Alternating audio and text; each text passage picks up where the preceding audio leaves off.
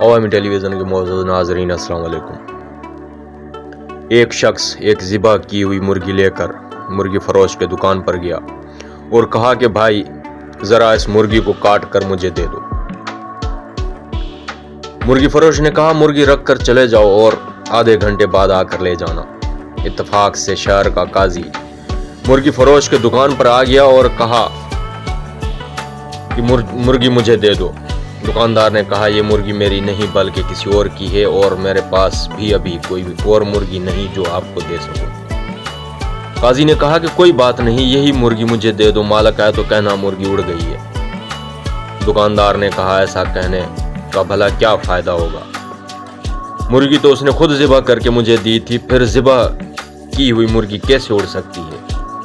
قاضی نے کہا میں جو کہتا ہوں اسے غور سے سنو، بس یہ مرغی مجھے دے دو، اس کے مالک سے یہی کہو کہ تیری مرغی اڑ گئی ہے، وہ زیادہ سے زیادہ تمہارے خلاف مقدمہ لے کر میرے پاس آئے گا۔ دکاندار نے کہا اللہ سب کا پردہ رکھے اور مرغی قاضی کو پکڑا دی۔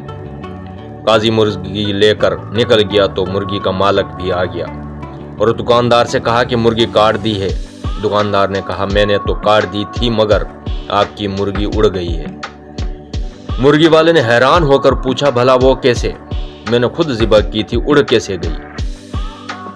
دونوں میں پہلے نوک جھوک شروع ہوئی اور پھر بات جھگڑے تک جا پہنچی، جس پر مرغی والے نے کہا کہ چلو عدالت قاضی کے پاس چلتے ہیں، اور چل پڑے۔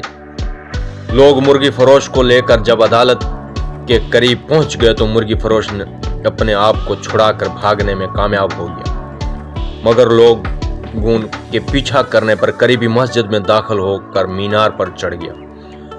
لوگ جب اس کو پکڑنے کے لیے مینار پر چڑھے تو اس نے چھلانگ لگائی تو ایک بوڑھے آدمی پر گر گیا، جس سے بوڑھا مر گیا۔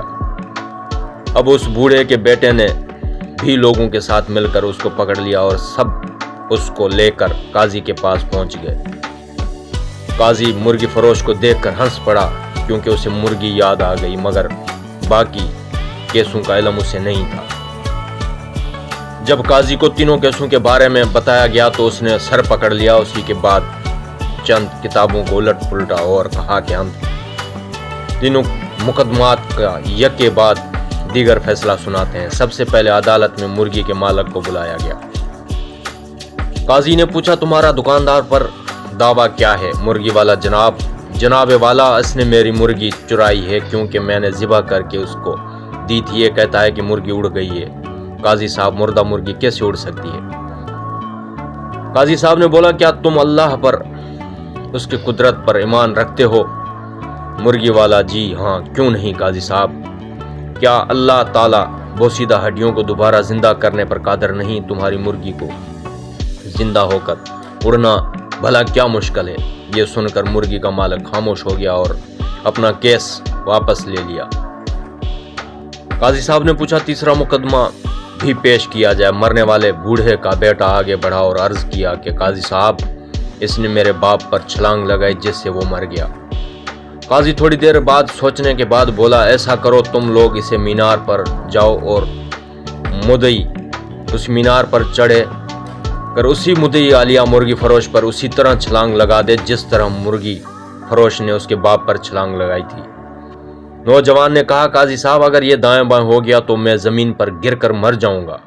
قاضی نے کہا یہ میرا مسئلہ نہیں ہے، میرا کام عدل کرنا ہے، تمہارا باپ دائیں بائیں کیوں نہیں ہوا؟ نوجوان نے اپنا دعویٰ واپس لے لیا۔